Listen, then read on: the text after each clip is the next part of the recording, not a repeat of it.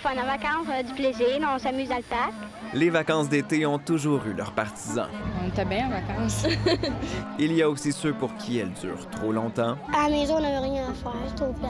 Vous trouvez que les vacances, c'est trop long, alors? Oui. Mais tous semblent s'entendre sur une chose, la rentrée scolaire a quelque chose d'excitant. Êtes-vous content de retourner à l'école? Oui, Pourquoi? parce que c'est le fun, on apprend.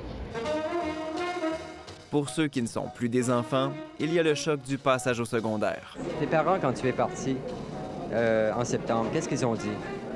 Moi, souhaité bonne chance. Parce que ces élèves de Longueuil ont été les premiers à fréquenter une école régionale au Québec. L'école Gérard Filion, une des premières polyvalentes de la province. On est surpris de voir cette bâtisse énorme, de voir ce nombre impressionnant d'étudiants qui viennent ici. Une classe mixte, ça fait différent. Autre changement majeur, les dîners à la cafétéria. Est-ce que tu aimerais mieux aller manger chez toi? Non, ça ne fait pas de différence. La nourriture est bien bonne ici. On mange très bien et à un prix minime.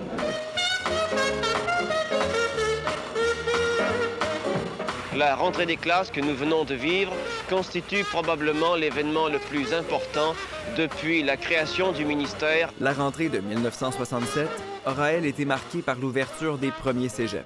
Quelle option avez-vous prise? J'ai pris l'option sciences sociales. J'ai latin. Histoire, géographie, sciences sociales, psychologie.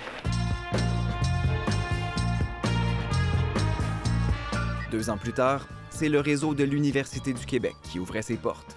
Avez-vous déjà entendu parler de l'Université du Québec? Oui, comme ça. Je sais que c'est une université française qui ouvre pour la première fois ici à Montréal. Parmi ses premiers étudiants, un certain Michel Rivard. Il y a des professeurs qui vont nous suivre dans cette expérience, alors on n'aura pas l'impression, disons, de trop être des cobayes. Mais la rentrée, c'est aussi celle des enseignants, qui manquent depuis longtemps. Qu'est-ce qu'on peut faire pour réduire ou bien éliminer la pénurie d'instituteurs au Canada? Je ne sais pas si on pourra jamais l'éliminer, mais pour la réduire, il y a différents moyens dans la province de Québec. Il y a pénurie. Comment faire pour remédier à cet état de choses inquiétant?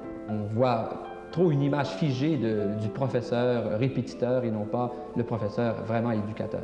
Québec songe à prendre les grands moyens pour résorber la pénurie d'enseignants qualifiés en mathématiques et en sciences au secondaire. Solution envisagée, l'embauche de professionnels qui n'ont cependant pas de formation pédagogique. Environ 20 des enseignants du primaire et du secondaire quittent la profession après 5 ans à peine.